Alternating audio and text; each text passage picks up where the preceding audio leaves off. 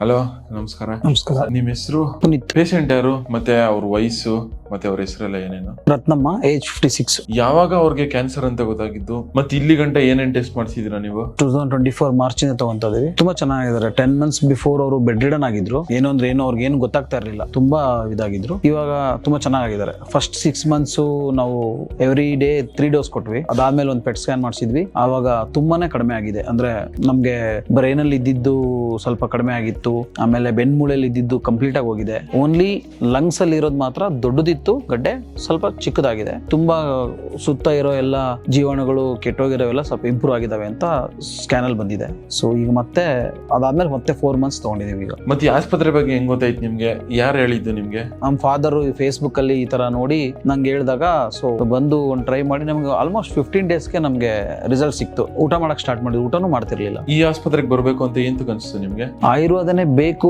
ಅನ್ನೋದು ನಮ್ಗೆ ಅನಿವಾರ್ಯತೆ ಇತ್ತು. ಆಕ್ಚುಲಿ ನಮ್ಗೆ ಇಂಗ್ಲಿಷ್ ಮೆಡಿಸಿನ್ ವರ್ಕ್ ಆಗ್ಲಿಲ್ಲ, ಬಿಕಾಸ್ ಅವ್ರಿಗೆ ಅದನ್ನ ತಡ್ಕೊಳೋ ಶಕ್ತಿ ಇರಲಿಲ್ಲ. ಇಲ್ಲಿ ಏನ್ ಕೊಡ್ತಾರೆ ಆಯುರ್ವೇದದಲ್ಲಿ ಅಂತ ಫಸ್ಟ್ ತಿಳ್ಕೊಳಕಂತ ಬಂದೆ. ಬರೀ ಟ್ಯಾಬ್ಲೆಟ್ ನುಂಗೋದಷ್ಟೇ, ಬೇರೆ ಏನು ಇಲ್ಲ ಅಂತ ಹೇಳಿದ್ಮೇಲೆ ಓಕೆ ಫೈನ್, ಇದು ಕೀಮೋ ತರ ಅಲ್ಲ ಅಂತ ಗೊತ್ತಾಗಿ ನಾವು ಟ್ರೈ ಮಾಡೋಣ, 1 month 2 month ಟ್ರೈ ಮಾಡೋಣ ಅಟ್ಲೀಸ್ಟ್ ಅಂತ ಟ್ರೈ ಮಾಡಿದ್ವಿ. ನಮಗೆ ಇಂಪ್ರೂವ್ಮೆಂಟ್ಸ್ ಕಾಣ್ತಾ ಬಂತು. ನಾವು ಕಂಟಿನ್ಯೂ ಮಾಡಿದ್ವಿ. Okay, thank you. Thank you.